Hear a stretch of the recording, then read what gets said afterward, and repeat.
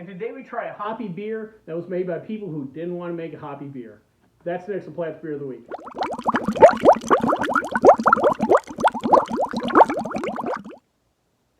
So the particular beer we have today is called Relax Hazy IPA. Comes to us from the fine folks at Offshoot Brewing Company. Now a lot of you out there with me, well, I haven't heard of Offshoot Brewing Company. And that's because it's actually a spin-off brand of The Brewery, spelled B-R-U-E-R-Y. We reviewed one of their beers a while back. I think it was called So Happened It's Tuesday. It was a big barrel-aged beer, 12, 13%, something like that. Anyway, this is a separate company from the brewery. They have their own website, Instagram account, marketing. They can their beers where the brewery, most of their stuff's bottled. More of it's even bottled condition, or a lot of that's even bottle condition. Like I said, basically their IPA arm of the brewery. The founder of the brewery, a gentleman named Patrick Grew, never wanted to make hoppy beers. That was not his thing. And when we get to their beers, you can see where he was going.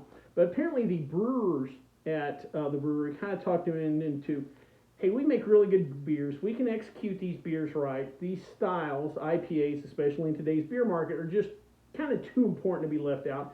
So they convinced him to kind of spin off something, even though this made the same facility at the brewery, kind of do a spin-off company similar to what Firestone Walker's done with 805 to a certain extent.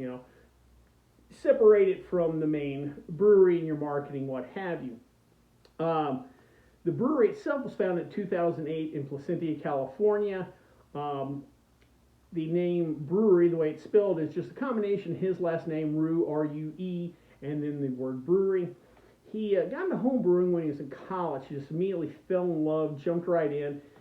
He was in law school at the time, and in law school you do a lot of research. So he took that ability and just jumped in on the beer thing, ended up becoming what's known as a master cicerone. That is the beer equivalent of a sommelier. Just like I said, really jumped into it. And his main focus when he started the brewery was he wanted to produce experimental ales done in a Belgian style. Those are different than West Coast IPAs. There are some hoppy Belgian beers, but for the most part, it's the malt playing the hero in there. So, again, stylistically, it was kind of on the opposite end. Roughly half their beers are barrel aged, which is not another thing that you would know IPAs for. You use a real wide range of different ingredients. A lot of the beers are bottle conditioned too, which is something you don't see in a lot of generic kind of canned IPAs. Real quick, let's get into those beers and let you kind of see the contrast there. First is called Wee Heavy Coconuts, 12.8% ABV. This is a Wee Heavy that's been barrel aged with coconuts, walnuts, and cinnamon. Definitely not an IPA. Next we have Quad Kiss, 13.1% ABV. This is a Belgian quad that has been aged in used bourbon, rum, rye, and Scotch cask. Again, very not IPA stylistically. Next we have something called Bragg Racer, B-R-A-G-G. It is 20.1% ABV. This is a barrel-aged braggot. I've made a braggot before on the channel. You can find that video. A braggot basically is a combination of a mead and beer. Again, this is not an IPA. This is traditionally what they do. So again, you can see where there is a little difference of opinion on this thing. Lastly, beer-wise, we have something called Retreat, 8.6% ABV, which compared to these others seems very crushable. This is a hazy double IPA, 50 IBUs. This is also another product of Offshoot Brewing. So you can kind of see with those other beers why there's probably hesitancy to get into, hazy or tropical smoothie IPAs or what have you. So I kind of get where he was coming from, but they've split this off and gave us what we have here today. Well, before we try this beer, though, let's check out stats.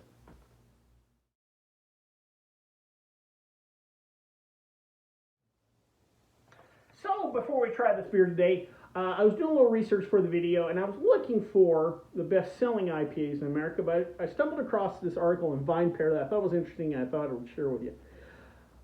It is titled Most Important IPAs on the Market. Not best-selling, but most important. This article's about a year or two old, so it may be a little dated, but not too bad. But this is their list of the most important IPAs in the market today, and I'd like to review it. Number 5, Lagunitas regular IPA, 6.2% ABV. At the bar I work at, we have it on tap. Still a decent amount of it. If someone comes in and they can't find their favorite IPA, whatever local brewery or whatever, and they can't find it, they will go to like a Lagunitas. Lagunitas is one of the big brands out there. Totally understand that. Coming in at number 4 from Treehouse Brewing is a beer called Julius. I have not heard of this one. 6.8% ABV. This is a tropical smoothie IPA. These styles of beers have really been a hit as of recent, whether they're referred to as milkshake IPAs, smoothie IPAs, whatever. The brewers have busted out the lactose, not just for milk stouts anymore. So I see why this stylistically, this is a very important beer. At number 3 from Other Half Brewing, it is All Green Everything, 10.5% ABV. This is a triple IPA. Now, one of my rants on IPA is when they became popular, and I remember going to beer festivals, we went from an IPA, which at the time was very different. Oh, that's really hoppy, to Imperial IPAs, double IPAs. Now we got triple IPAs, 50 IBUs, 70 IBUs, 100 IBUs. That being said, I understand there's a marketplace for these triple high IBU beers, so I get it.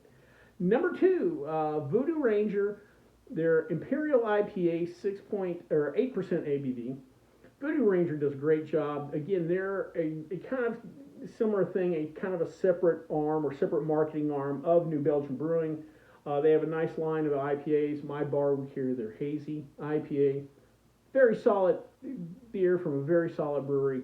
I totally get it. And at number 1, the current most important IPA on the market today, according to VinePair, from Sierra Nevada, Hazy Little Thing, 6.8% ABV, or 6.7% ABV. Totally understand. Sierra Nevada is one of the most important just names in craft beer in general. Hazy Little Thing, I know when I go to the liquor store recently, I saw a real nice display. You could tell they're pushing that. I've seen it in a lot of bars lately. Again, totally understand it. So those are the 5 most important IPAs out on the market. Let's drink this IPA.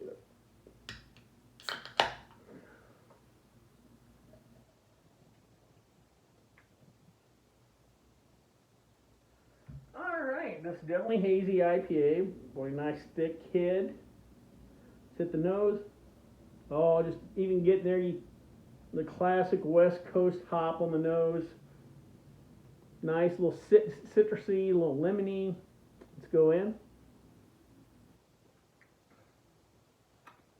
That is nice, crisp,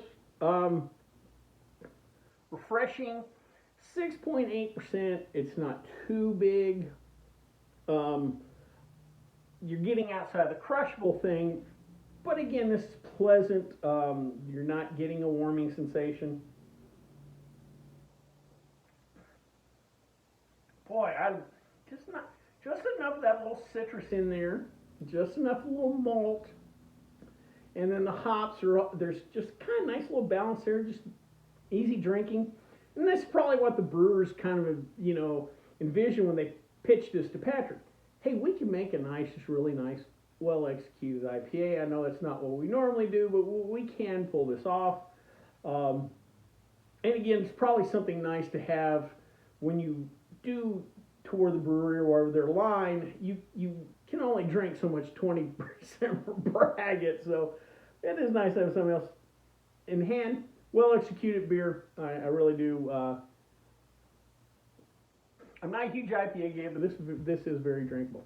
Well, I hope you liked this video. If you did, please subscribe down below. Also, please like the video because it lets YouTube know we're putting out good product.